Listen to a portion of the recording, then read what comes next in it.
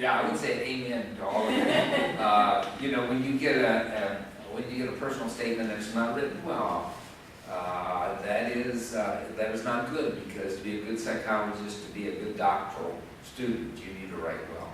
And so, I mean, you know, you need to have your introductory sentences, you need to have verbs in your sentences and things like that. And it's very important to write it well. And just one additional thing I would say is on your letters of recommendation, and this is hard for students, but choose carefully, you know, people who write letters of recommendation for you. Make sure, I'm not sure how important letters of recommendation are. I mean, I review a lot of applications, but if it's a mediocre letter of recommendation, it becomes very, very important as a screener. And so just make sure that you know the person that's writing a letter of recommendation for you, and ask him, could you, you know, Dr. Smith, can you write a good letter of recommendation for me? And make sure they make that commitment. So, you know, let's spend some time picking people that will write not just a mediocre letter, because that's a screener. So, yes. What happens if you get in a situation where, like, for example, you work in a research lab, and perhaps you don't work under the primary investigator, but you work under a lab manager, but the lab manager is not going to write your letter, it's going to be the primary investigator. So do you still, like, go forward with that as a letter of rec, even though you might not have as much one-on-one experience with the private investigator, rather than a, you know, professor maybe you've had once, you know, which would be the preference there? Let's see, I don't know how to answer that. You know, sometimes it's like, you know, you only have so many options, so you have to pick your best option. But just whoever writes it, I mean, like if you've only been in a class with one person once, and they just remember you that you were in the class. They don't know about your writing, they don't know, you know, how motivated you are. How can they write a good letter for you? And it comes across as mediocre.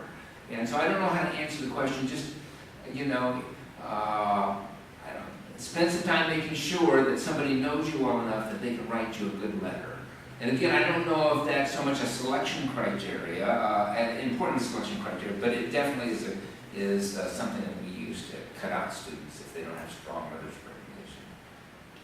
And I hate that part of being, you know, in academia. Having students ask me for letters, and I'll say, you know, I know you were in my class, but, you know, I just can't remember you, so I can't write you a strong letter of recommendation. And, you know, they you know, sink into the floor. But you have to be able to know someone well enough so they can write you strong. Yeah, I definitely want to mirror that. That, I don't know if that situation you have is exactly what you're going through, but that is exactly what happened to me. And I was like star underneath my TA and everything like that. But the professor didn't know me at all. And I mean, I did great work and everything with him, and I ended up talking to a field study supervisor about this, asking, you know, what do you think I should do? And after talking with her for a while, I was like, wow, this person actually knows me really well. And so, you know, I didn't get a letter from the person who I did a lot of research with, which, you know, there's a trade there. But I did get a letter from somebody who really knew me and knew my passion and knew what I was going for. So that getting a letter from somebody who knows you and can, like, give really specific details about why you're awesome, I think is really important. Yeah, I think it's similar, not exactly the same, but when I was applying for postdocs this year, I asked my current boss if she thought I should get 2 letters from people here at USF who knew me really well, or if I should get one from someone at USF and one from my last year's supervisor who had written an okay letter, but not as good as I hoped. Even though she thought my work was good, she kept saying, well, I'm just really tough on, you know, like, I know it takes a lot for me to want to write a really glowing letter, so my boss is like, no, don't ask her. And I said, well, don't you think it'll look bad for me to have 2 letters from the same job site? And she's like, no, it's because we'll both write really great letters for you, and that's more important, you know, than having the variety of letters. And you know, she's like, if she's not going to write you a glowing letter, it's just an okay letter, then it's not worth having. Which, you know, that's good advice. So when applying for grad school, I've heard that there's like the magic rule of 9. Like you should choose like 3 schools that you like really love to go to, your absolute top choices. 3 schools you think you can get into, but you're not so sure, and then 3 schools you definitely like have a chance to get into. Is that a good rule of thumb to go by, or you recommend something different? Did you apply more or less? Funny, I've never heard that Oh, yeah. magic number. And it's a totally good theory. I mean, I think, definitely when in undergrad, I probably use that theory because that's kind of what they told you in high school. For me personally, when it came down to graduate school, I just had certain criteria that I wanted to meet, and I wasn't looking at a magic number. I think it is helpful to, if you have some schools that are highly competitive, to have some backup programs that you're applying to if you're serious about, just pursuing an advanced degree. But for some people, they just know they want to go to a certain program and they're not willing to even accept, going to another program. So, kind of why waste your time applying to those other programs. So I had a certain set of criteria, location, was it accredited, were graduates getting jobs in the field, was there practical training experience. So I think geographically it really narrowed my choices. And then I almost decided to apply to, I think, 3 programs. In the end, that third, I realized, even if I got in, I probably wouldn't go. So I just applied to 2. My friend who did, clinical psychology, she just applied to 1 school because that was the destined school she wanted to go to. But I certainly think there's people who apply to a larger range, and it can, work to your advantage if you just know you want to go on and pursue advanced education. And I think I applied to either 3 or 4 schools, and similarly to Renee, I wanted to move to California from the East Coast. I really was only looking in California. And, at that stage, as I said, I decided to look only at professional schools and clinical programs, not at universities.